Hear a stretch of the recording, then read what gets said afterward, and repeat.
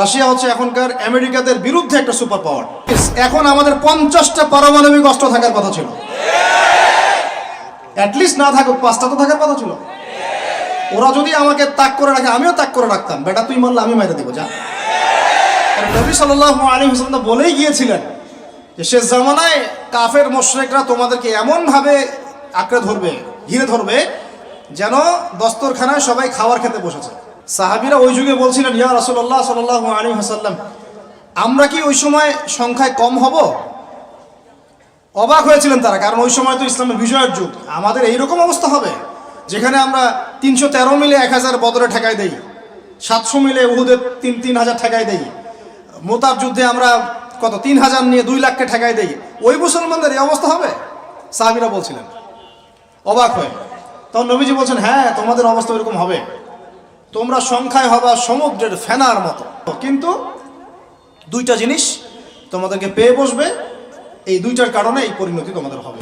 এটা আবরাহার যুগ না যে হস্তি বাহিনীকে ধ্বংস করার জন্যে তৈরন আবাবিল আসবে, এটা সেই যুগ নয়। এখন আবাবিল আপনাকেই হতে হবে, আমাকেই হতে হবে। কথা কি বুঝতে পারছেন? এটা নিজেদের তাকদীর, নিজেদের ভাগ্য, নিজেদের মানে ভবিষ্যৎ আল্লাহর উপর তাওয়াক্কুল করে তার হুকুম মেনে আমাদেরকে করতে হবে ইনশাআল্লাহ। পৃথিবীর সমস্ত জুলুম উঠে যাবে ইনশাআল্লাহ, কোনো মাজলুমের অধিকার আর খর্বিত হবে না, প্রত্যেক মাজলুম তার অধিকার ফিরে পাবে ইনশাআল্লাহ। একটা বাচ্চার রক্তের প্রতিশোধ আমরা নিব ইনশাআল্লাহ, একটা বোনের ইজ্জতের বদলা আমরা নিব ইনশাআল্লাহ, একটা ভাই যাদেরকে অন্যায়ভাবে হত্যা করা হয়েছে এদের রক্তের বদলা আমরা নিবই নিব ইনশাআল্লাহ। আমরা বেঁচে না থাকলে আমার সন্তান নিবে ইনশাআল্লাহ, ও বেঁচে না থাকলে তার সন্তান নিবে ইনশাআল্লাহ। আমরা কিছু ভুলি নাই, ভুলে যাবও না ইনশাআল্লাহ। এই দুনিয়া ততদিন পর্যন্ত ফানা হবে না যতদিন এই দৃশ্য বিশ্ববাসী না দেখছে ইনশাআল্লাহ। তোমাদের যা করার আছে করো, যা ইচ্ছা করতে থাকো। এখন বিশ্বের মুসলমানদের রক্তের হোলি খেলায় মেতেছে ওরা, যেখানে মুসলমান সেখানেই নির্যাতন, চায়নায় নির্যাতন, ওইখানে ইয়াতে কি বলবো ওটা কি সিরিয়াতে নির্যাতন, তারপর ইয়েমেনে নির্যাতন, ফিলিস্তিনে নির্যাতন, ইরাকে করে গেল, হ্যাঁ, তারপরে ওই যে লেবাননে করে, জর্ডানে করতেছে, আরব কান্ট্রিগুলোর মধ্যে, আফ্রিকার কান্ট্রিগুলো, যে কোনো জায়গাতে তাকান দেখবেন খালি মুসলমানদের উপর নির্যাতন আর নির্যাতন চলতেছে। এর জন্য শুধু ওরা দায়ী নয়, এর জন্য আমরাও দায়ী। কেন নির্যাতন আসবে না, কেন আল্লাহর গজব আসবে না? কারণ নবী সাল্লাল্লাহু আলাইহি ওয়াসাল্লাম বলেই গিয়েছিলেন যে শেষ জামানায় কাফের মুশরিকরা তোমাদেরকে এমন ভাবে আঁকড়ে ধরবে, ঘিরে ধরবে, যেন দস্তরখানায় সবাই খাবার খেতে বসেছে। মানে আমরা সবাই দস্তরখানায় খাবার খেতে বসলে যেমন করে বসি একসাথে, ওইভাবে তোমাদের উপর আগ্রাসী হবে এরা। সাহাবীরা ওই যুগে বলছিলেন, ইয়া রাসূলুল্লাহ সাল্লাল্লাহু আলাইহি ওয়াসাল্লাম, আমরা কি ওই সময় সংখ্যায় কম হব? অবাক হয়েছিলেন তারা, কারণ ওই সময় তো ইসলামের বিজয়ের যুগ। আমাদের এইরকম অবস্থা হবে যেখানে আমরা 313 মিলে 1000 বদরে ঠেকাই দেই, 700 মিলে উহুদে 3000 ঠেকাই দেই, মোতার যুদ্ধে আমরা কত 3000 নিয়ে 2 লাখকে ঠেকাই দেই। ওই মুসলমানদের এই অবস্থা হবে? সাহাবীরা বলছিলেন অবাক হয়ে। তখন নবীজি বলছেন, হ্যাঁ তোমাদের অবস্থা এরকম হবে, তোমরা সংখ্যায় হবা সমুদ্রের ফেনার মতো। সমুদ্রের, দেখতে পারতেছেন এখন খালি নাম কাও আসতে মুসলিম বাড়তেই আছে, সমুদ্রের ফেনার মতো, কিন্তু 2টা জিনিস তোমাদেরকে পেয়ে বসবে, এই 2টার কারণে এই পরিণতি তোমাদের হবে। এক নম্বর হচ্ছে তোমাদের মধ্যে দুনিয়ার মহব্বত তোমাদেরকে পেয়ে বসবে, আর একটা আল ওয়াহান তোমাদেরকে ধরে ফেলবে। সাহাবীরা বলছে ওয়াহান কি? নবীজি বলছেন তোমরা আল্লাহর পথে জীবন দিতে চাইবে না, এই ভয়, আল্লাহর পথে জীবন দেওয়ার ভয় তোমাদেরকে পেয়ে বসবে। এই 2টা যখন তোমাদেরকে পেয়ে বসবে, তখন এই কাফের মুশরিক মুনাফিক যারা যারা আছে সবাই মিলে তোমাদেরকে একটা কচু কাটা করে ফেলবে। হয় না এখন এটা? শুধু এই যুগে না, প্রত্যেক যুগে যুগে যখনই মুসলমানদের উপর এই 2টা এসেছে তখনই মুসলমানরা আক্রমণের শিকার হয়েছে। কখনো তাতারিদের হাতে, হ্যাঁ, ওই চেঙ্গিস খানের বংশধর মনে আছে, মঙ্গলরা, ওরা এসে মুসলমানদেরকে একদম কেটে ফেলে দিয়েছিল। কতদিন, 40 দিনের মধ্যে বাগদাদে ওরা মনে হয় প্রায় 10 থেকে 15 লক্ষ মানুষকে হত্যা করেছে, ওই তাতারিরা মুসলমানদেরকে, আব্বাসীয়দের সময়। এরকম হিস্ট্রি অনেক আছে। তারপরে যখন এই ফাতেমি সাম্রাজ্য চলছিল তখন ক্রুসেডাররা এসে মুসলমানদেরকে হত্যা করেছে। তারপরে আবার করেছে জেঙ্গিদের সময়, আইয়ুবীদের সময়, এমনকি মোগল সাম্রাজ্য। এর আগেও যখন দুনিয়া প্রীতি আর ওয়াহান ঢুকে গিয়েছিল তখন দেখা গেছে যে মুসলমানদের মধ্যেই মারামারি চলতেছে।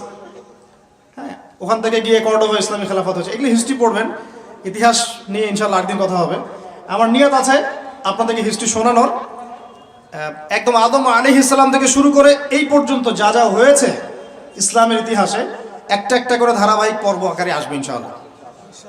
এতে করে খুব অল্প সময়, হয়তো 10 মিনিটের মাদ্রাসা এমন হতে পারে, বা 10 থেকে 15 মিনিটের মাদ্রাসা, এর মধ্যেই একটা একটা করে পর্বে একটা একটা করে হিস্ট্রি আসবে ইনশাআল্লাহ। যদিও খুব টাফ এই কাজটা করা এবং এটার জন্য অনেক ইনভেস্টমেন্টের দরকার, আল্লাহ পাক যেন সহজ করে দেন। তো মূল কথাটা ভাই বলছি যে যখন আমরা এভাবে দুনিয়া প্রেমে ঢুকে গিয়েছি এবং আল্লাহর পথ থেকে সরে আসছি, মার খেতে হয়েছে। এখন আমাকে বলেন তো দেখি, আমরা কি আমাদের অবস্থার উন্নতি চাই না? এতক্ষণ যা বুঝালাম এতে কি বুঝতে পারলেন যে দিন এখন শুধু একটা নিভু নিভু বাতির মতো জ্বলছে? গুটি কয়েক মানুষের মধ্যে হক সীমাবদ্ধ হয়ে যাচ্ছে। প্রবলেমগুলোকে আপনারা ফাইন্ড আউট করতে পারেন? প্রবলেমগুলো দেখেন। সারা বিশ্বে ইসলামী কোনো খেলাফত আছে? ইসলামের কোনো ঐক্য আছে? একজন আমিরুল মুমিনিন আছে? একটা জামা আছে? একটা ইমারা আছে? আমাদের কি অর্থনৈতিক শক্তি আছে? ভিত্তিটা নাই। পুরো বিশ্বের রাজনৈতিক ক্ষমতাকে আমরা নিয়ন্ত্রণ করি না। পুরো বিশ্বের মিডিয়াগুলো কি আমাদের? এমনকি যেগুলোতে রেকর্ড করছেন, যে ফোন আপনার হাতে, সেটাও তাদের। এটাও কাদের? তাদের। পুরো বিশ্বের যে ফিলোসফিক্যাল থটসগুলো আছে, দর্শন, এই দর্শনগুলো আমাদের চলছে না ওদের চলছে? সব পশ্চিমা দর্শন চলছে না? এই যে নাস্তিকতা, কাদের দর্শন? আমাদের। এই যে সেকুলার কনসেপ্ট, কাদের দর্শন? আমাদের দর্শন। এই যে সো কল্ড ডেমোক্রেসি, কাদের দর্শন? আমাদের। এই যে ন্যাশনালিজমে আমরা ভুগছি, সবাই জাতি চিন্তা করি, মানে ওই ইয়েমেনে একটা মুসলমান মরলে আমার লাগে না। কেন লাগে না? ও তো ইয়েমেনি, আমি তো বাংলাদেশি।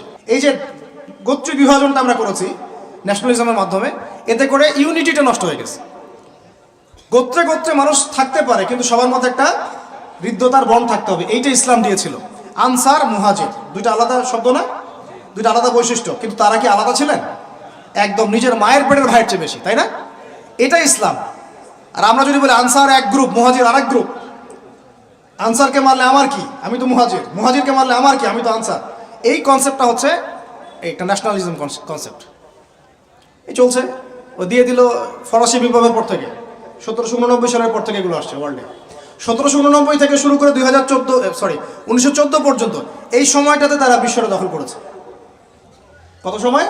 1789 থেকে 1914, এই যে সময়টুকু, এর মধ্যেই পশ্চিমারা বিশ্বটাকে দখল করেছে।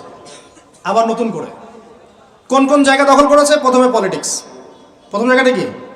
পলিটিক্স। তারপরে সামরিক শক্তি, ওদের মানে এক্সট্রাঅর্ডিনারি সামরিক শক্তি তারা বিশ্বকে দেখিয়েছে। আপনি যত কথা বলেন, একদম পারমাণবিক বোম রেখে দিব তাক করে, আর বেটা তুই কথা বলতে পারবি না, এরকম একটা অবস্থা। বিশ্বাস করেন ব্যাপারটা এরকম। পুরো জাতি নিয়ে আপনি একটা ঐক্যবদ্ধ শক্তি করতে চান, একটা মিসাইল, পারমাণবিক মিসাইল এরকম রেখে দিবে, এই বাড়াবাড়ি করো না বেশি, একদম দিব লঞ্চ করে, ব্যাস আপনি চুপ, একদম চুপ। কারণ ওইটা প্রতিহত করার তো আমার কাছে ওই নাই, ক্ষেপণাস্ত্র প্রতিরক্ষা সিস্টেম তো নাই। এখন আমি যদি বলি, আমার কথা কি মন খারাপ করবেন? আমি যদি বলি যে বিগত 50 বছরে আমাদের দেশ স্বাধীন হয়েছে কবে বলেন? 71, এখন কত? 23, কত বছর বলেন? আমরা কি একটাও ক্ষেপণাস্ত্র তৈরি করতে পারলাম না? এই বিশ্বে এই ধরনের প্রযুক্তি ছাড়া কেউ টিকে থাকতে পারে? এটা কি ঢাল তলোয়ারের যুগ, যে ওরা এগুলো বানাবে আর আমরা ঢাল তলোয়ার নিয়ে বসে থাকবো? কি করলাম আমরা বলেন? আপনারা তো রাগ করেন কথা বললে, রাগ না করে একটু ভালো করে মন দিয়ে শোনেন না, মন দিয়ে চিন্তা করেন না। কি করলাম আমরা এতদিনে? আমাদের 50টা ক্ষেপণাস্ত্র থাকার কথা ছিল, আমাদের 50টা পারমাণবিক অস্ত্র থাকার কথা ছিল। কিসের ভিত্তিতে আমরা লড়াই করব? কিসের ভিত্তিতে আমরা লড়াই করব? মিয়ানমার যদি আমাদেরকে কালকে চাপ দেওয়া শুরু করে, আমরা কিসের ভিত্তিতে লড়াই করব? কি নিয়ে লড়াই করব? এমনকি পুরো মুসলিম বিশ্বের বড় বড় পরাশক্তিগুলোর সাথে আমাদের সম্পর্ক কতটুকু ভালো। ইরান বুঝে ফেলতেছে যে রাশিয়ার সহযোগিতার দরকার আছে, কারণ রাশিয়া হচ্ছে এখনকার আমেরিকাদের বিরুদ্ধে একটা সুপার পাওয়ার, তাই না? অনেক কান্ট্রি এখন ওদের সাথে যুদ্ধ করতে গেলে রাশিয়ার সাথে বন্ডিং করে। এটা ওয়ার্ল্ড অ্যাফেয়ার্স। আমরা বিগত 50 বছরে কি করতে পারি না, ব্যর্থতার ইতিহাস রচনা করা যাবে। কি বলতেছেন আপনি? আমি কি বলতে চান? এটা রচনা করা যাবে একটা ইতিহাস। পদে পদে দুর্নীতি করেছে, পদে পদে টাকা আত্মসাৎ হয়েছে, পদে পদে হক নষ্ট করা হয়েছে। এগুলো সব আমাদের সম্পদ ছিল, জনগণের ছিল। আমি কোনো পলিটিক্যাল পার্টি করি না, কখনো করিও নাই, আমার করারও কোনো শখ নাই। কিন্তু একজন জনগণ হিসেবে, সাধারণ জনগণ হিসেবে এই কথাগুলো বলছি। প্রত্যেক পদে পদে দুর্নীতি, টাকা আত্মসাৎ, সিস্টেম লস। কেন? একটা ছেলে যোগ্যতা আছে, চাকরি পাবে না কেন? ওই ছেলের যোগ্যতা আছে, কেন চাকরি পাবে না? আপনি আল্লাহর কাছে কি জবাব দিবেন? আপনারা বলেন, আপনারা আল্লাহর কাছে কি জবাব দিবেন? ওর যোগ্যতা আছে, কেন সে পেল না? কেন একটা গভর্নমেন্ট প্রতিষ্ঠানের মধ্যে পদে পদে আমাকে ফাইল ট্রান্সফার করতে হবে, সবাইকে টাকা খাওয়াতে হবে কেন? আমার তো যোগ্যতা আছে, আমি তো হকের উপর আছি। বিসিএস তো কোচিং আমিও করেছি, আমিও তো ক্যাডার হতে পারতাম। আমি কেন হতে পারলাম না? কেন চান্স দিলেন না? কেন বড় বড় পরীক্ষার প্রশ্ন ফাঁস হয়ে যাবে? কেন একজন ডক্টর যাকে আমরা আমাদের ট্যাক্সের টাকা দিয়ে আমাদের ভাইরা বেতন দিচ্ছে, ও কেন দেরি করে হসপিটালে আসবে? কেন আসবে? কে ব্যবস্থা নিবে এগুলোর এগেনস্টে? আমরা ব্যবস্থা নিতে পারবো? আপনাকেই তো নিতে হবে। উমর ইবনুল খাত্তাবের মতো শাসক কে হবে? আপনাকে হতে হবে, আমরা তো হব না। আর আমাদের সেই যোগ্যতাও নাই, ইচ্ছাও নাই। আমরা দায়িত্ব নিতে চাই না, দায়িত্ব ছেড়ে দিতে চাই। ইসলাম কি বলে? দায়িত্ব নিতে বলে না ইসলাম বলে যে যোগ্যকে দায়িত্ব দিয়ে দাও। কোন সাহাবী দায়িত্ব নিজেকে চেয়ে নেন নাই কখনো, বলেছেন আমাকে দেওয়ার দরকার নেই, তাকে দিয়ে দাও। আবু বকর সিদ্দিকের পর উমর ইবনুল খাত্তাব পর্যন্ত বলছিলেন আমাকে দিয়েন না, প্রয়োজন আলীকে দেন, উসমানকে দেন। উমরের মতো মানুষ এই কথা বলছিলেন। আর আমরা এখন কি করি ভাই? আমার চরিত্র সবচেয়ে ভালো, আমারে দেন, আমারে। খালি কিয়ামতটা হয়ে যাক, আল্লাহ পাক দাঁড় করাবেন সবগুলোকে সিরিয়ালে, দেখা যাবে কে কি জবাব দিতে পারে, দায়িত্ব কতটুকু বুঝাই দিতে পারে, এটা দেখা যাবে। কেন এটা হবে? আমার কথা রাগ করেন না প্লিজ। এখন আমাদের 50টা পারমাণবিক অস্ত্র থাকার কথা ছিল, অ্যাটলিস্ট না থাকুক 5টা তো থাকার কথা ছিল। ওরা যদি আমাকে তাক করে রাখে, আমিও তাক করে রাখতাম। বেটা তুই মারলে আমি মাইরে দেবো, যা। উত্তর কোরিয়ার মতো একটা কান্ট্রি, আমার সাবজেক্টে এইগুলা, আমরা ইউনিভার্সিটিতে এগুলোই পড়েছি। ও একটা কান্ট্রি, কতটুকু কান্ট্রি জানেন? উত্তর কোরিয়া দক্ষিণ কোরিয়া একসময় মারামারি করতো, এই মারামারি লাগিয়ে দিয়েছিল পশ্চিমারা। পরে উত্তর কোরিয়ার প্রেসিডেন্ট ওই বলা থেকে বের হয়ে যায়, বলা থেকে বের হয়ে চায়নার সাথে বন্ডিং শুরু করে, রাশিয়ার সাথে বন্ডিং শুরু করে। ওদের সাপোর্টে সে আস্তে আস্তে আস্তে নিউক্লিয়ার ডিভাইসগুলো তৈরি করা শুরু করেছে। করার পরে এখন এই মাত্র বেশি না, 20 থেকে 25 বছরে ওরা এমন একটা জায়গায় চলে গেছে, খাইতে পারুক না পারুক পারমাণবিক বোমা একদম তাক করে রেখে দিয়েছে। পশ্চিমারা ওখানে নাক গলাতে পারে না, ও নাক গলাতে পারে আমার কাছে এসে, আমাকে বলে স্যাংশন দিবে, আমাকে বলে তোমাকে ভিসা নীতি বাতিল করে দিব, আমাকে বলতে পারে, ওকে বলতে পারবে না তো, কারণ ওর কাছে ওইরকম অস্ত্র আছে, দিবে একটা মায়েরা, যা বেটা। ওর পার্ল হারবার আছে সামনে জাপানের ওখানে। কারণ এটা এমন একটা বিষয় যে একটা যদি সে মারে, আর এও তো একটা মারতে পারবে। একটা বোমা পড়লে পুরো জাতি একদম মুহূর্তের মধ্যে ছাই হয়ে যাবে। এজন্য এটা যুদ্ধ এত সহজে কেউ যেতে যাবে না। এটা হচ্ছে একটা মনস্তাত্ত্বিক শক্তি যে আমার কাছে আছে, তুই মারলে কিন্তু আমি মারতে পারি। এই মনস্তাত্ত্বিক শক্তিটাই দরকার ছিল, এখন নাই। আর ভাই এগুলো আমাদেরও তো অনেক দোষ, সব কিছু তো আমরা মানুষের উপর চাপাই দিয়ে বসে থাকি। আমরা যখন অ্যানালাইসিস করতে বসি সবাই মনে হয় যে বিজ্ঞ পণ্ডিত, কিন্তু আপনি তো দায়িত্ব নিয়ে সামনে আসছেন না, আপনি তো পড়াশোনা করে উপরে আসছেন না, আপনি তো জ্ঞান অর্জন করে মানুষকে বোঝানোর চেষ্টা করছেন না। আমরা তো আমাদের দায়িত্ব পালন করছি কি? আল্লাহ পাক আমাদের সবাইকে বিচক্ষণ হওয়ার তৌফিক দান করেন। কয়টা সায়েন্টিস্ট তৈরি হয়েছে আমাদের? বলেন, কয়টা সায়েন্টিস্ট তৈরি হয়েছে আমাদের জাতির মধ্যে? নাস্তিক তো ভুরি ভুরি তৈরি হচ্ছে। কয়টা সায়েন্টিস্ট তৈরি হয়েছে আমাদের ইউনিভার্সিটিগুলোর মধ্যে? কয়জন অর্থনীতিবিদ তৈরি হয়েছে ইউনিভার্সিটিগুলোর মধ্যে? আমিও তো পড়েছি ইউনিভার্সিটি। ছেলে মেয়ে একসাথে বসে গাল গল্প করে, চীনা বাদাম খায়। কোনো কোনো সময় স্যার আর মেয়ে, স্যার আর ছাত্রীর প্রেম হয়ে যায়। আমি বলছি না কিছুই হয় না, পড়াশোনা তো হয়, সিস্টেম তো অনেক সুন্দর, টাকা পয়সাও সরকারি অনেক খাচ্ছেন আপনারা। কিন্তু এখন কথা হচ্ছে গভর্নমেন্টের যে এত টাকা পয়সা খাচ্ছেন, রেজাল্টটা কি দিচ্ছেন? কি জাতীয় উপহার দিচ্ছেন আপনারা? কোন প্রজন্ম উপহার দিচ্ছেন? এগুলো কি গভর্নমেন্ট টাকা আপনারা কি মনে করেন? এই ট্যাক্সের টাকাকে কি মনে করেন? এগুলো মানুষের আমানত, রক্ত ঘাম করা পয়সা। আপনাকে বেতন দেওয়া হচ্ছে, আপনাকে ফ্ল্যাট দেওয়া হচ্ছে, আপনাকে গাড়ি দেওয়া হচ্ছে, ওগুলোর দিকে তো চোখ দেন না। আমরা একটু এক্স করোলা গাড়িতে চললেই একদম নজরদারির মতো চলে আসি। গাড়ি কোত্থেকে আসলো? আমার গাড়ির দাম তো 6 লাখ টাকা না 7 লাখ টাকা, আপনার গাড়ির দাম তো 50 লাখ টাকা। আর এইগুলো আমাদেরকে মানুষ ভালোবেসে হাতিয়ে দিয়েছে। আপনাকে ভালোবেসে না দিলে আমি কি করতে পারি? আমার কিছু করার আছে? তো মূল জায়গাগুলো তো আমরা দেখি না। সব সমস্যা ইসলামকে নিয়ে চুলকানি নাকি? খালি ইসলামকে নিয়ে চুলকানি হয়? মূল জায়গায় আসেন। আমি বলেছি, চ্যালেঞ্জ করেছি, একটা মাঠের মধ্যে আপনি সমস্ত সেকুলার মহলের টিচারদেরকে একত্রিত করেন। আপনি উদ্যোগ নিয়ে করেন দেখি, করে সবার কোরআন তেলাওয়াত টেস্ট করেন। আমি চ্যালেঞ্জ করতেছি 10% কোরআন তেলাওয়াত ঠিক থাকবে না। তাদের হাতে আপনি একটা জাতি করতেছেন, তাহলে শিক্ষা তো এই অবস্থা হবেই। ব্যাংলাপ তো আপনাকে শিখাবে, আর কি শিখাবে?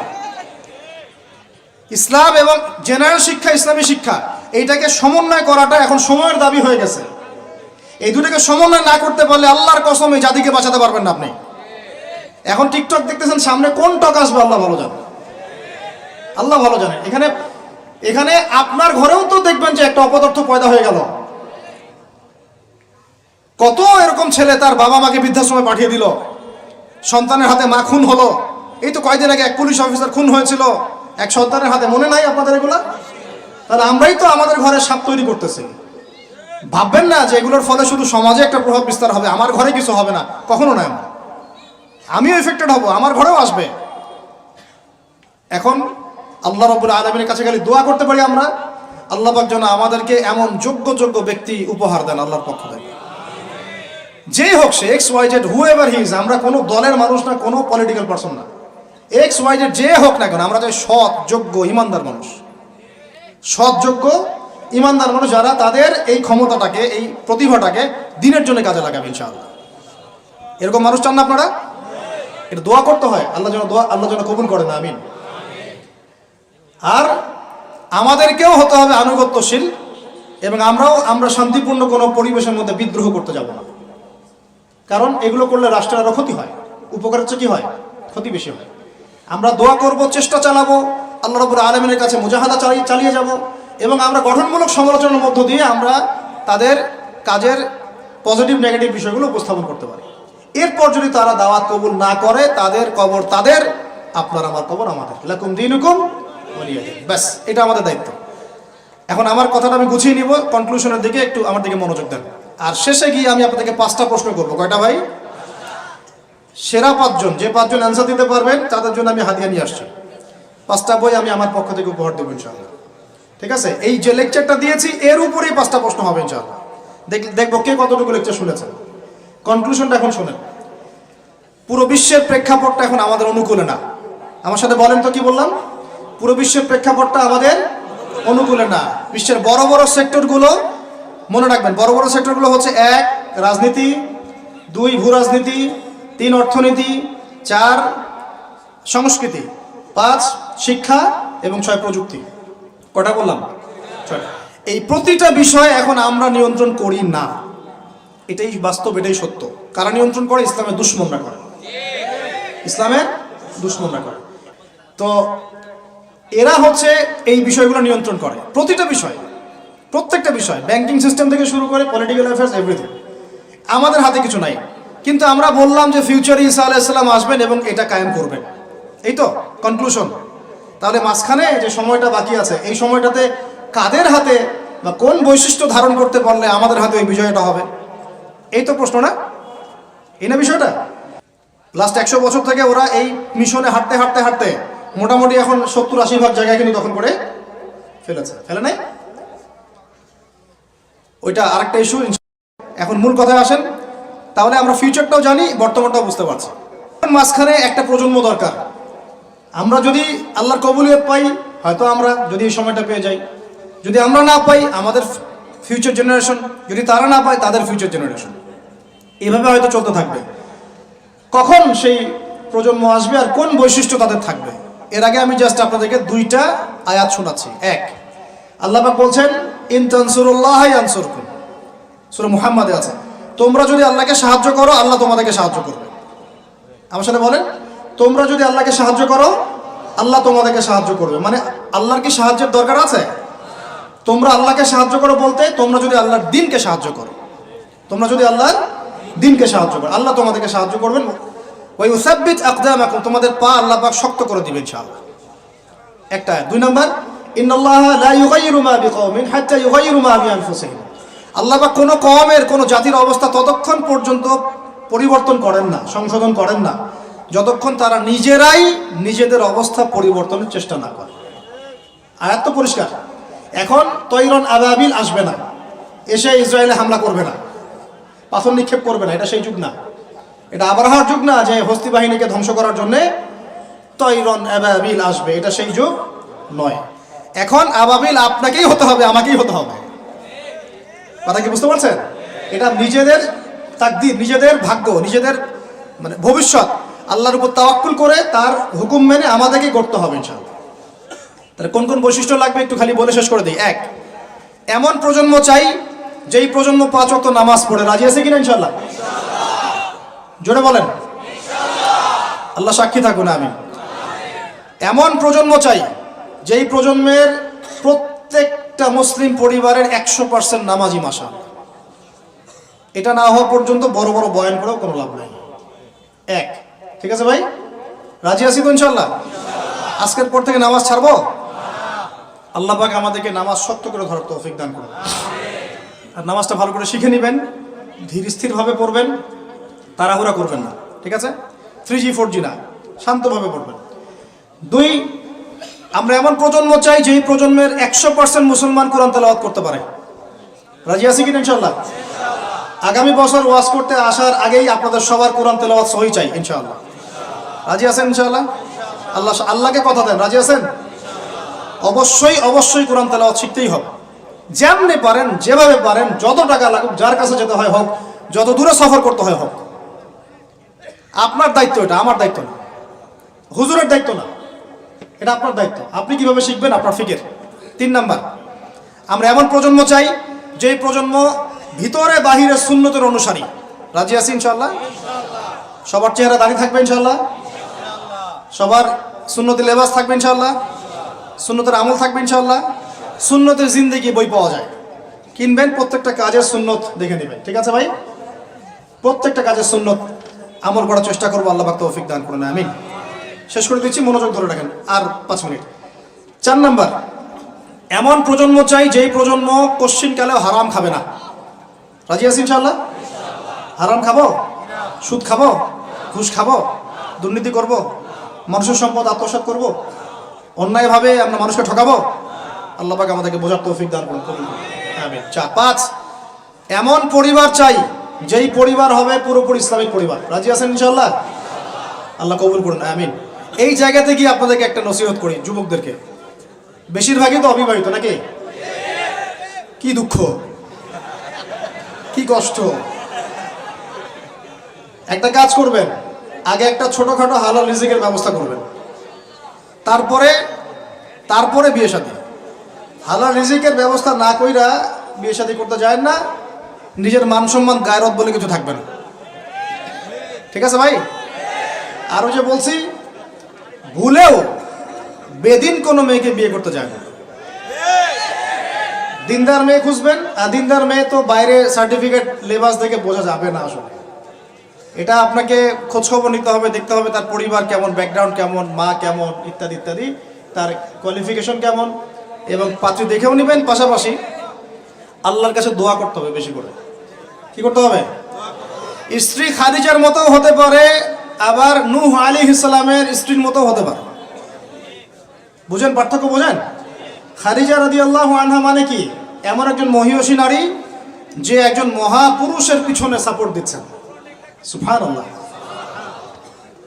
কি সাপোর্টটা দিয়েছেন, দেন নাই? নবী সাল্লাল্লাহু আলাইহি ওয়াসাল্লামকে পুরো নবুয়তের জীবনে। এটাও হতে পারে তাকদিরে। আবার নূহ আলাইহিস সালামের স্ত্রী, মনে আছে? লূত আলাইহিস সালামের স্ত্রী, তারা দুজন নবী, তারা দুজন জান্নাতি, তাদের স্ত্রীরা হবে জাহান্নামী। বলেন নাউজুবিল্লাহ। তো এই জন্য তাকদির কার হাতে? বাস আল্লাহর কাছেই বারবার ইস্তেখারা করে করে করে চেয়ে নিতে হবে, আল্লাহ আমাকে এমন একজন নেককার স্ত্রী দান করুন যিনি আমাকে আপনার পথে চলতে সাপোর্টিং হ্যান্ড হবে, আমাকে পিছন থেকে বুস্ট আপ করবে ইনশাআল্লাহ। আচ্ছা, ইনশাআল্লাহ ফ্যামিলি নিয়ে বিয়ে শাদী নিয়ে আরেকদিন ওয়াজ হবে ইনশাআল্লাহ। 5 কয়টা বলছি ভাই? 5টা না 6টা? 5টা। 6 নাম্বার, যে বাচ্চা কাচ্চা আছে আমাদের ভাই বোন, ছোট ছোট ছোট বাচ্চা কাচ্চা যেগুলো, এক একজনকে এক একজন মর্দে মুজাহিদ হিসেবে তৈরি করবে। জি ইনশাআল্লাহ। তাহলে ওদেরকে আমরা পড়াশোনা করাবো কি কি পড়াশোনা করাবো? হ্যাঁ, কি পড়াবেন? হামটি টামটি নাকি Jack and Jill went up the hill, twinkle twinkle, কি পড়াবেন?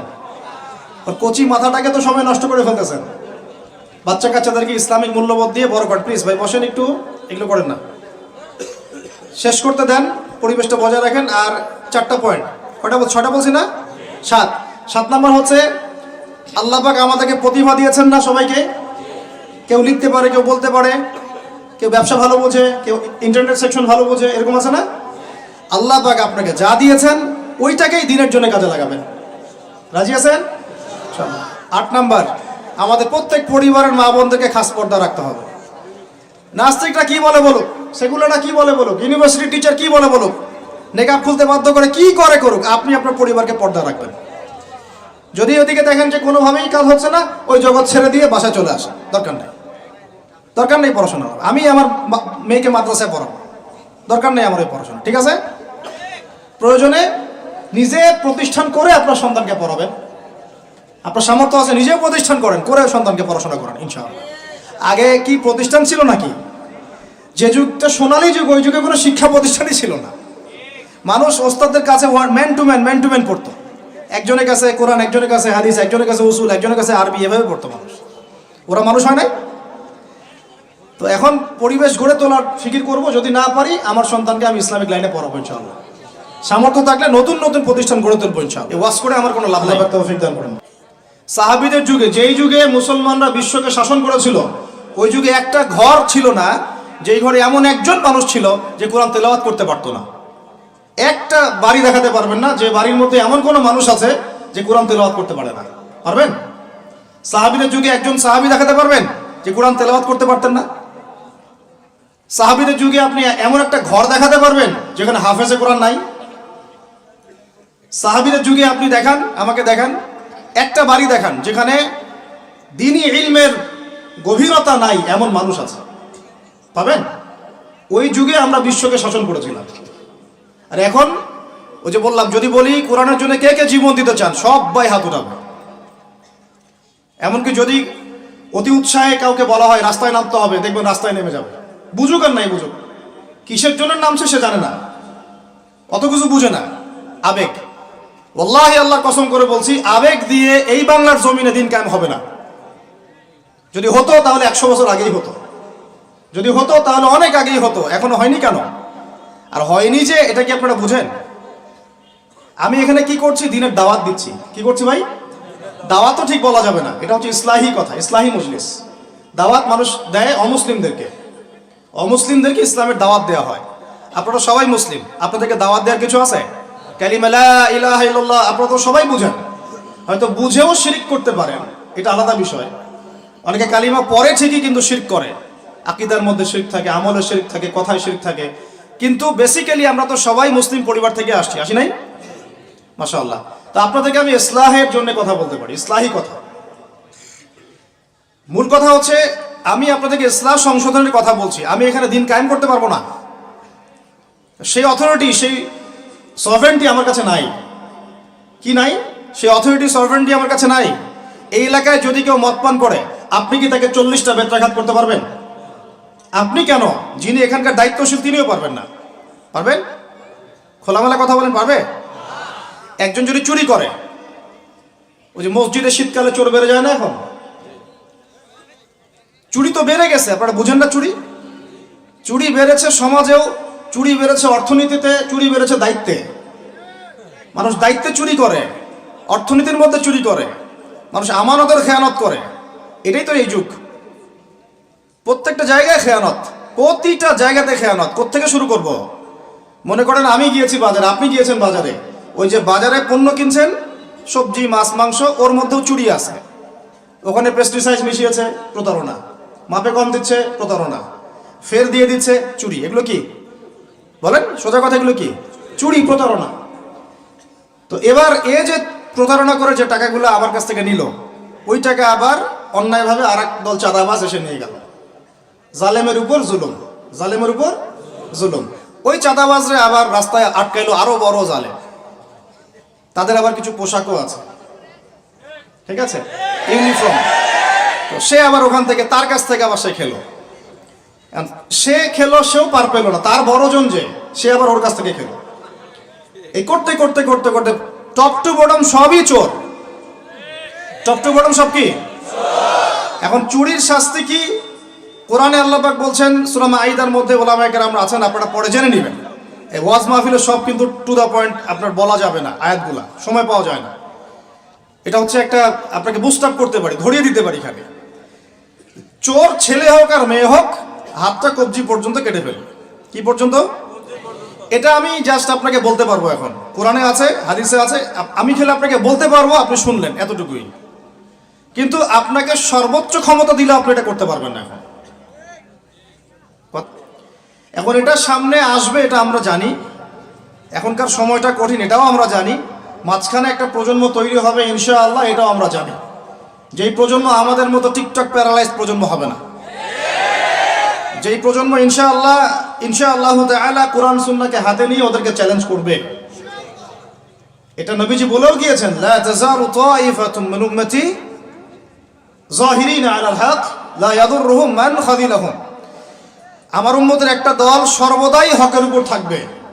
অন্য হাদিসে আসছে তারা যুদ্ধ করতে থাকবে, বিরোধিতাকারীরা ওদের কোনো ক্ষতি করতে পারবে না। সাহাবীরা জিজ্ঞাসা করলেন, তারা কোথায় এই কাজটা করবে ইয়া রাসূলুল্লাহ সাল্লাল্লাহু আলাইহি ওয়াসাল্লাম? নবীজি বললেন, বাইতুল মুকাদ্দাস ওয়া মা হাওলাহা। এই যে জেরুজালেম, বাইতুল মুকাদ্দাস এবং তার চারপাশে তারা এই কাজ করতে থাকবে।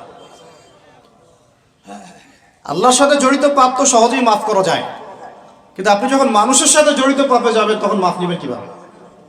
মনে করেন এক ভাই আরেক ভাইকে বলল যে তুই চোর, নাউজুবিল্লাহ। এখন সে বেচারা চুরি করে নাই, কিন্তু আপনি বলে ফেলছেন, কথাটা মুখ দিয়ে বের হয়ে গেছে, ওর মনে আঘাতও লাগছে।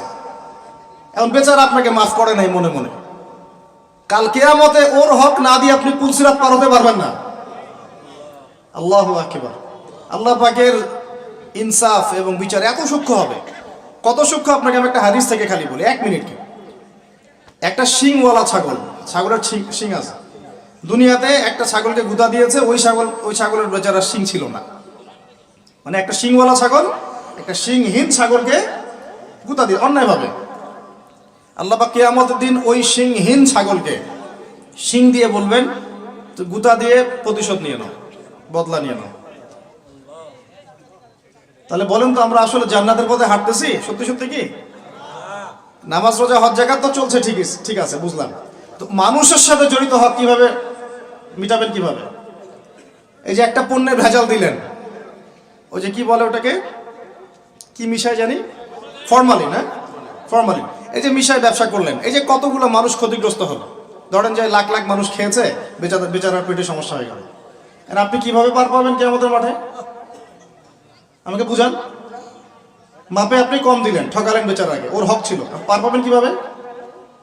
বেচারা ও কিছুই করে নাই, অযথাই তাকে অপবাদ দিলেন এবং সারা দেশের সামনে ওকে ধুয়ে রেখে দিলেন অন্যায়ভাবে। এখন আপনি পার পাবেন কিভাবে? এই জিনিসগুলো আমরা ভাবি না। আমরা মনে করি নামাজ পড়েছি বা সব পার।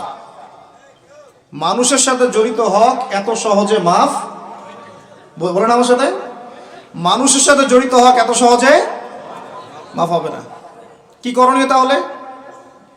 ওই যে যার সম্পদ নিয়েছেন তার সম্পদ ফেরত দেওয়া, যার মানহানি করেছেন তার মান সম্মান ফেরত দেওয়া। এখন যে মেয়েটার মান সম্মান হানি করে ফেললেন, এই যে মেয়েটার ইজ্জত নিয়ে নিলেন, এখন কি হবে? কেমন করে ফেরত দিবেন? কিভাবে ফেরত দিবেন? যাকে ধর্ষণ করলেন, যাকে মিথ্যা অপবাদ দিলেন, যার সাথে জেনা করে ফেললেন, ভাবা উচিত না এগুলো? মনে রাখবেন, বড় বড় পরহেজগার, দুনিয়াতে যাদেরকে খুব বড় বড় পরহেজগার মনে হচ্ছে, এমন অনেক মানুষ আল্লাহ না করুক কালকে আমাদের মাঠে জাহান্নামে যাবে। এই জন্য আমরা বলি যে ভাই, আমাদেরকে নিয়ে আমরা তো কিছুই না, আমরা তো ডাস্টবিনের আবর্জনাও না। যে যুগ চলে গেছে ইসলামদের, ওই যুগের তুলনায় কোরআনে যা পড়ি আর হাদিসে যা দেখি আর সিরাতে যা বুঝি, এর তুলনায় আমরা ডাস্টবিনের আবর্জনাও না। তাদেরকে নিয়ে আপনারা এত শোডাউন কেন করতে যান? কি মনে করেন সবচাইতে গুনাহগার মানুষ হয়তো এখানে আমি আপনাদের মধ্যে? কোনো দরকার নাই শোডাউন করার। মূল কথাটা আবার ওদিকে চলে যাচ্ছে। মূল কথাটা হচ্ছে, এখানে একটা পয়েন্ট মনে রাখবেন, মানুষের সাথে জড়িত হক এই দুনিয়াতে আদায় করতে হবে। ঠিক আছে ভাই? এটা লজ্জার কিছু নাই। অন্যায়ভাবে গালি দিলে বলবেন যে ভাই আমার ভুল হয়ে গেছিল, আপনাকে গালি দিয়ে ফেলছিলাম, আমাকে মাফ করে দেন। টাকা নিয়েছেন কারো, ফেরত দেন নাই, দিয়ে দেন সামর্থ্য থাকলে। ওকে না পেলে কি করবেন? তার পরিবারকে দিবেন। তার পরিবারকেও পান নাই, বেচারা নাই পৃথিবীতে, তাহলে তার পক্ষ থেকে সৎকার করে দিবেন। ঠিক আছে? এখন তাহলে যাদের সাথে অন্যায় করে ফেলেছেন বিয়ে শাদী করে ফেলতে হবে নাকি? এছাড়া তো কোনো গতি দেখতেছি না। সম্মানের হক সম্মান দিয়ে আদায় করতে হবে নাকি? যদি সুযোগ থাকে, সুযোগ না থাকলে ওদিকে যাওয়ার দরকার নাই, না হলে শয়তান আবার ওদিকে ধোকা দিবে। শয়তান আরেকটা ধোকা দিবে নেক্সট শুরুতে, ওদিকে যাওয়ার দরকার নেই। তওবা ইস্তেগফার করে ফিরে আসেন, আল্লাহ পাক তৌফিক দান করুন। আর যারা ব্যবসা করতে গিয়ে মানুষকে মাপে কম দিচ্ছেন, মানুষকে হারাম খাওয়াচ্ছেন, বলছেন টাটকা জিনিস কালকে রান্না করছে হুজুর, 3 দিন আগের বাসি তরকারি খাওয়াই দিল। একটা কি খাবেন এটা নিয়ে কথা বলতে গেলে তো আরো 2 ঘন্টা চলে যাবে। খাবেন কি? সবকিছুর মধ্যে ভেজাল দিয়ে রেখে দিচ্ছে। একটা সবজি খাবেন তার মধ্যে ভেজাল দিচ্ছে, মাছ খাবেন তার মধ্যে ভেজাল দিচ্ছে, একটা কুরবানির গরু কিনবেন তার মধ্যে গরু মোটা তাজাকরণ করে মোটা ফুলাই দিচ্ছে। খাবেন কি? দুধ খাবেন? মুসলমানের দোকানে খাঁটি দুধ পাওয়া যায় না, হিন্দুর দোকানে যাওয়া লাগতেছে। এই হচ্ছে অবস্থা আমাদের। দিন কায়েমের কথা আমরা যে বলি না, আমাদের তো নিজের ভিতরেই দিন কায়েম হয় নাই। এখন আমাদের নিজের আত্মার ভিতরে এখনো দিন কায়েম হয় নাই। সত্যি কথা এটাই। যাদের মধ্যে হয়েছে কোটি কয়েক মানুষ, তাদের সংখ্যা নিতান্তই নগণ্য, নিতান্তই কম। আল্লাহওয়ালা মানুষ যারা বাংলার মাটিতে আনাচে কানাচে আছেন, তাদের সংখ্যা নিতান্তই কম। ম্যাক্সিমাম আমরা নিজের 3.5 হাত দেহের উপরেই দিন কায়েম করতে পারি। আল্লাহ পাক আমাদেরকে কথাগুলো বোঝার তৌফিক দান করুন। এখন যেখান থেকে আসলাম দেখেন, ওরা ঈসা আলাইহিস সালামকে হত্যা করেছে না করে নাই? করে নাই। আল্লাহ পাক উঠিয়ে নিয়েছেন। কেন? আল্লাহ পাক তাকে আবারও ফেরত পাঠাবেন শেষ জামানায়। তিনি বাইতুল মুকাদ্দাস থেকে এই বিশ্বটাকে আবার শাসন করবেন ইনশাআল্লাহ। এটা একটু বোঝেন, আপনাদেরকে একটু বুঝাই। এক সময় ছেলে মেয়েরা একসাথে রিকশায় চড়লে লজ্জাবোধ করত, এখন কেউ লজ্জাবোধ করবে না। এটা হয়েছে নিউট্রাল। তারপর একটা যুগ আসলো, প্রেমপত্র লেনদেন হতো। আমরা জানি না, আমাদের দাদা বাবারা জানে, ওই জেনারেশন জানে। ওই জেনারেশনের সাহস ছিল না যে কোনো মেয়ের সাথে কফি শপে বসবে, রিক্সায় ঘুরবে বা এটা করবে। এখন তারপর একটা জেনারেশন আসলো, এটা নিউট্রাল হয়ে গেল। তারপরে আরেকটা আসলো, এরা আর ওইসবে নাই, সরাসরি কাজ করতে চায়, সরাসরি অন্যায় করতে চায়, সরাসরি জেনা। এখন সেই যুগ চললো। তারপরে আবার পরকীয়াটা আসলো, সিরিয়াল দেখায় দেখায় পরকীয়া, বাসায় স্বামী বাইরে আরেকটা ছেলে, বাসায় স্ত্রী বাইরে একটা মেয়ে, এই যুগ চললো। তারপরে শুরু হলো কি? সমকামিতা। ছেলে ছেলে জেনা করা শুরু করলো, নাউজুবিল্লাহ। এখন ওটা চলতেছে আর কি, এখনকার সমাজ ওইদিকে যাচ্ছে। আর যে কি আসবে আল্লাহ ভালো জানেন। এবং আমার মনে হয়, আল্লাহ মাফ করুক আমাদেরকে, আমার মনে হয় আমরা জোর করে আল্লাহর গজব টেনে নিয়ে আসতেছি। সুদের মধ্য দিয়ে, জেনার মধ্য দিয়ে, ব্যভিচারের মধ্য দিয়ে, অন্যের হক নষ্ট করার মধ্য দিয়ে, ঠিক আছে, সমকামিতা প্রমোট করার মধ্য দিয়ে, আল্লাহ রাব্বুল আলামিনের জমিন থেকে আল্লাহর আইনগুলো সব উঠাই দিয়ে আমরা আল্লাহ পাকের গজব জোর করে টেনে আনতেছি। যদি আসে, আল্লাহ না করুক, ভালো মন্দ কেউ পার পাবো না আমার ধারণা। কারণ সেই ভালোদের উপরে গজব আরো বেশি আসবে যারা হক চিনেও মানুষকে চেনায় নাই, যাদের কাছে কোরআন সুন্নাহর জ্ঞান ছিল হক যারা চিনত কিন্তু মানুষকে সতর্ক করে নাই, ওদের উপরে আরো বেশি করে গজব আসবে। আল্লাহ পাক হেফাজত করুন। আমি মূল কথাটাই চলে আসি আবার ফিরে। আমি আপনাদেরকে ইসলাহের কথা বলছি, এখানে কায়েম নাই। কি নাই? যেটা বলছিলাম হাত কেটে ফেলা, আপনি সেটা করতে পারবেন না। যদি কেউ ব্যভিচার করে, বিবাহিত মানুষ, শাস্তি কি? অনেকে জানেই নাই, রজম করতে হয়। কি করতে হয়? মাটিতে অর্ধেক কোমর পর্যন্ত পুঁতে ফেলে পাথর নিক্ষেপ করে হত্যা করবে, এবং একদল মানুষ তা দেখবে। একদল মানুষ যে দেখবে শাস্তি অবলোকন করা, এটা ইসলাম কোরআনে নতুন করে নাজিল করে নাই। প্রাচীন গ্রিক দর্শনগুলো পড়ে দেখবেন, ওই অ্যারিস্টটলদের যুগ যেটা ছিল, ওই যুগেও শাস্তি সামাজিকভাবে দেওয়া হতো, সবাইকে দেখিয়ে দেওয়া হতো। এতে একটা ভালো ইম্প্যাক্ট পড়ে। কেমন ইম্প্যাক্ট পড়ে? যদি চোরের হাতটা কাটে না সবাই দেখে 10 জন, ওই 10 জন জীবনে কাজ করতে যাবে না। আল্লাহ পাক সেই বিধানটা রেখে দিয়েছেন। আর প্রাচীন গ্রিকের যে দর্শন, এটা বিকৃত, কিন্তু ওই সভ্যতার মধ্যেও তো আল্লাহর নবী এসেছিলেন, আসেন নাই? এমন কোন সভ্যতা নাই যার মধ্যে আল্লাহ পাক নবী পাঠান নাই। তাহলে এই হিন্দু ভাইরা নিঃসন্দেহে তাদের কাছেও কোনো না কোনো নবী আসছিল, তাদের শিক্ষা থেকে তারা হয়তো বের হয়ে গেছে।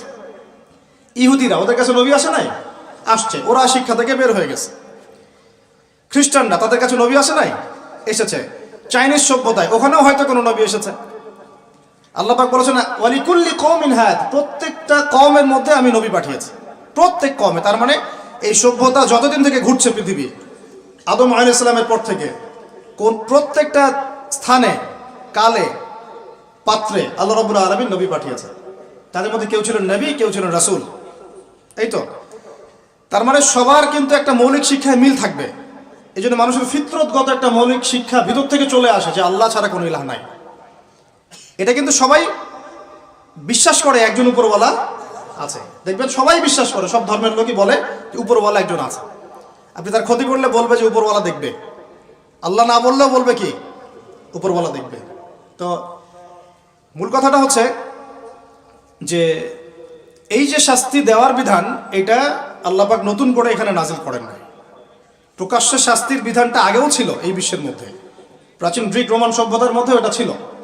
এই বিধান যদি সবাই দেখে তাহলে কি পাপ বাড়বে? হত্যাকাণ্ড বাড়বে না কমবে? এখন আমাকে বলেন তো, বর্তমান প্রচলিত যে বিষয়গুলো চলছে পুরো বিশ্বে, আমি বাংলাদেশ নিয়ে কথা বলি না খুব একটা, কারণ আমাদের চিন্তা বিশ্ব নিয়ে। কি নিয়ে? আল্লাহ পাকের, আমার এটা কি ভৈরব না? আল্লাহ পাকের ভৈরবের কোনো পরোয়া নাই তো। আল্লাহ পাকের ঢাকার কোনো পরোয়া নাই, আল্লাহ পাকের বাংলাদেশের কোনো পরোয়া নাই, আল্লাহ পাকের পাকিস্তানের কোনো পরোয়া নাই। আল্লাহ রাব্বুল আলামিনের কোনো দেশের মানুষের উপর আল্লাহ পাকের কোনো পরোয়া নাই।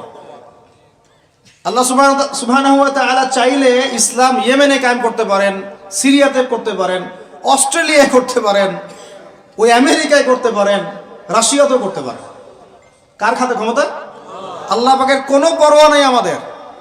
আমরা যদি আমাদের কাজ ঠিকঠাক মতো করি আমরা সফল হব, যদি না করি আমাদের লস। আল্লাহ রাব্বুল আলামিনের লস বলতে কিছু নাই, আছে? আল্লাহ পাকের কিচ্ছু যায় আসে না, আমরা জাস্ট একটা সুযোগ পেয়েছি মাত্র। আপনি সেজদা করেন বা না করেন।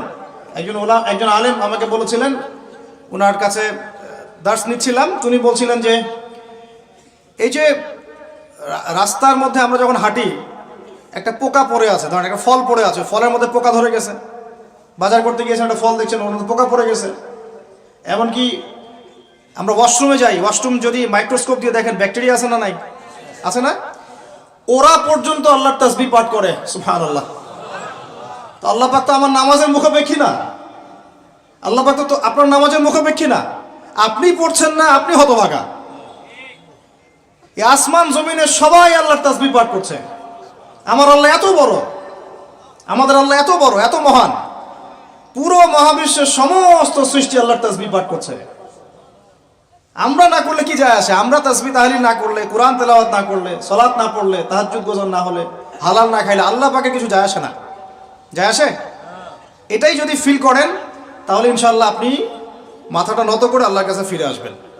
অনুভূতিটা জাগ্রত করার চেষ্টা করছেন। আরেকটা অনুভূতি নেবেন বাসায় গিয়ে। এবার এগুলো আমরা ভাবি, এভাবে ভাবার চেষ্টা করি। এই যে আমরা এখানে বসে আছি, ধরেন 5000 মানুষ, কথার কথা, মনে করেন আমরা কেউই দুনিয়াতে নাই। এই দুনিয়ার ঘূর্ণন থেমে যাবে কি না? থেমে যাবে? এই দুনিয়া ঘুরবে না ঘুরবে না? রাত দিন আসবে না আসবে না? আমাদের পরিবার থাকবে না থাকবে না? মাঝখান থেকে আমরা আমাদের সময়টা এবং সুযোগটা নষ্ট করলাম।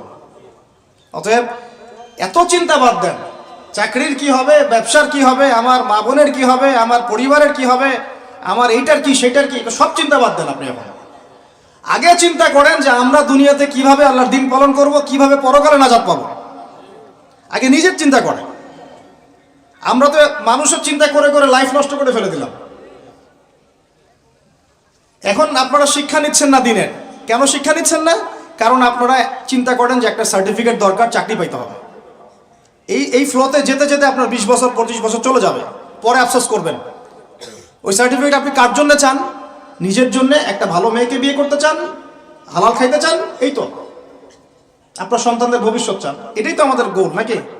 আল্লাহ পাক এগুলো করতে নিষেধ করেন নাই, কিন্তু দিনের শিক্ষা এবং আমল বাদ দিয়ে নয়। আমরা এখন এই দুনিয়ার পিছনে ছুটতে ছুটতে আল্লাহকে ভুলে যাই, রাসূলকে ভুলে যাই, নামাজকে ভুলে যাই, কোরআনকে ভুলে যাই। এটাই সবচেয়ে সমস্যা আমাদের, এইটাই সবচেয়ে বড় সমস্যা। যে যুব সমাজ সালাত আদায় করছে না, এরা আল্লাহর জন্য জিহাদ করবে? কশ্চিন কালেও না।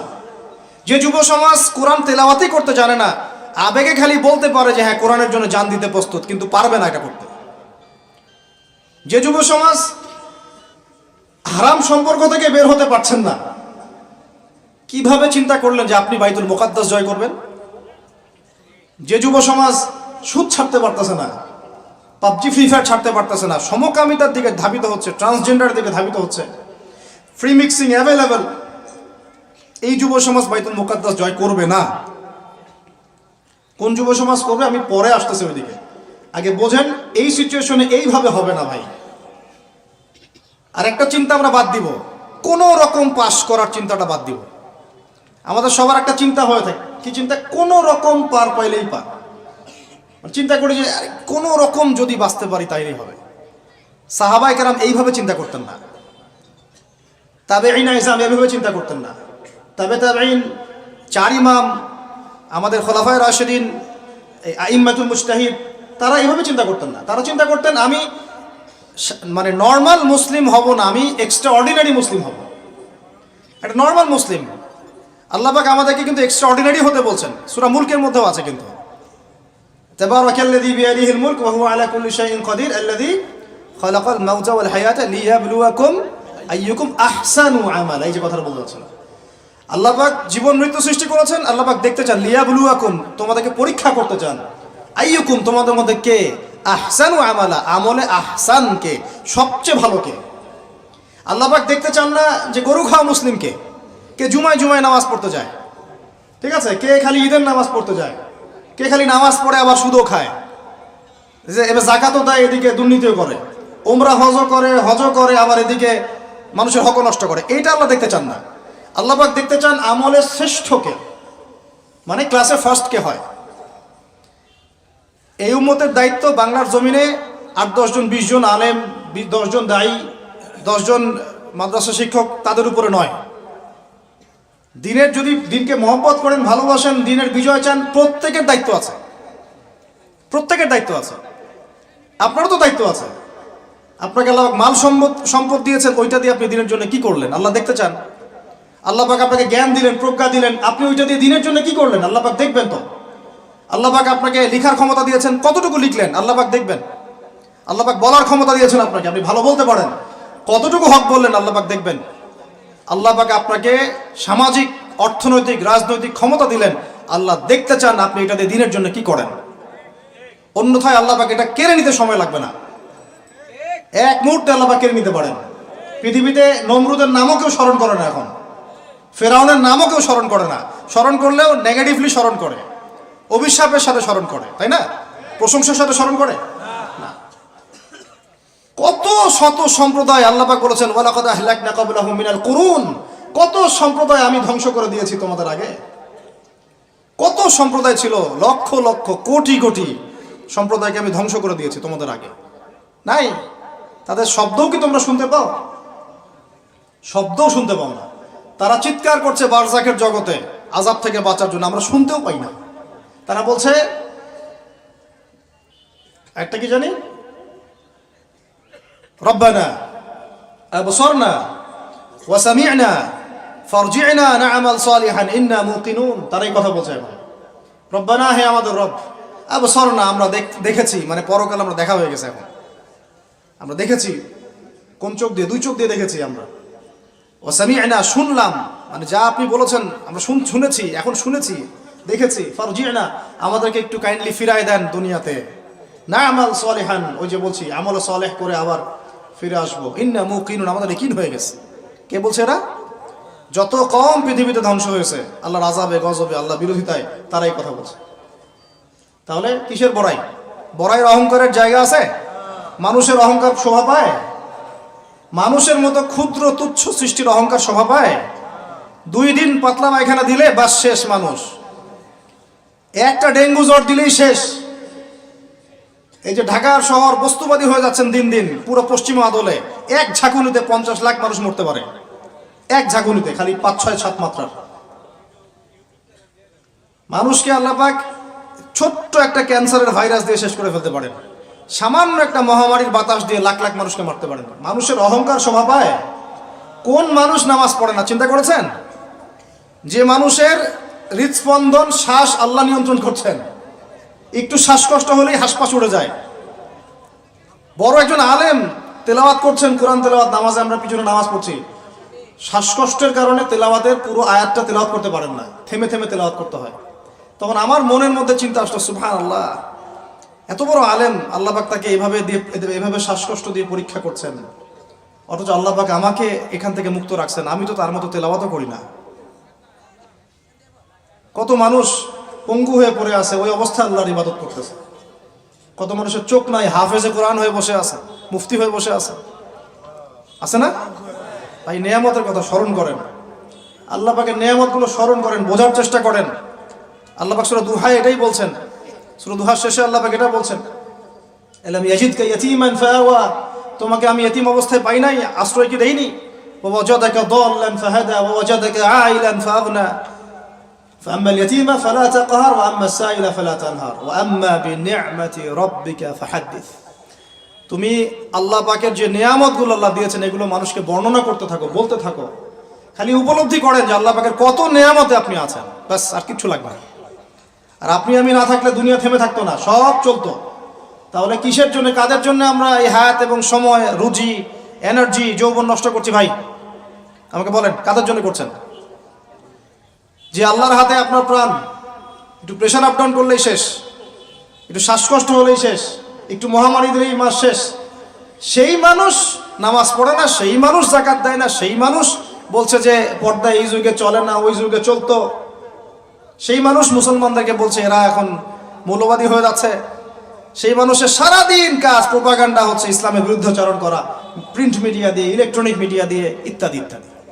কোন মানুষের? যেই মানুষের এতটুকু ক্ষমতা নাই যে নিজে আগামীকালের খবর নেবে, নিজে আগামীকালের খবর নেবে, এইটুকু ক্ষমতা যে মানুষের নাই, সেই মানুষ আজকে এই কাজ করে বেড়াচ্ছে। আল্লাহ পাক আমাদের সঙ্গে কথাগুলো বোঝার তৌফিক দান করেন। আল্লাহ পাক সর্বপ্রথম আমাকে জানা অনুযায়ী আমল করা তৌফিক দান করেন, যা বলি তার উপর আমল করা তৌফিক দান করেন, এবং আপনাদের সবাইকে শোনা অনুযায়ী আমল করা তৌফিক দান করেন। আমি বলছিলাম কায়েম আর দাওয়া এক জিনিস নয়। আমি দাওয়া দিচ্ছি, ইসলাহের কথা বলছি, তো দাওয়াতের ক্ষেত্রে এই বিষয়গুলো খেয়াল রাখবেন। কেন একটা সমাজের মধ্যে সুদের প্রসার বাড়বে? কেন বাড়বে? কেন একটা সমাজের মধ্যে, মুসলিম সমাজে খ্রিস্টান মিশনারিরা অবাধে দাওয়াতি কাজ করবে এবং দলে দলে মানুষকে খ্রিস্টান বানাবে? কেন? আর কেন মুসলমানদের ঈমান এত দুর্বল হবে যে তারা এইভাবে সামান্য একটা চাকরি বা ক্ষমতার টাকার জন্য, বাড়ির জন্য ঈমান বিক্রি করে দিবে? দেশের, বিশ্বের খবর রাখার চেষ্টা করেন। আনাচে কানাচে এগুলো ছড়িয়ে যাচ্ছে। আগে ছিল যে নিউট্রালাইজেশনের কথা বলছিলাম না, আগে ছিল যে মানুষ হারাম খাইতে দ্বিধাবোধ করতো, যে মানুষ জেনে ফেললে কি বলবে, ছিছি করবে। এখন ঘরে ঘরে সুদ।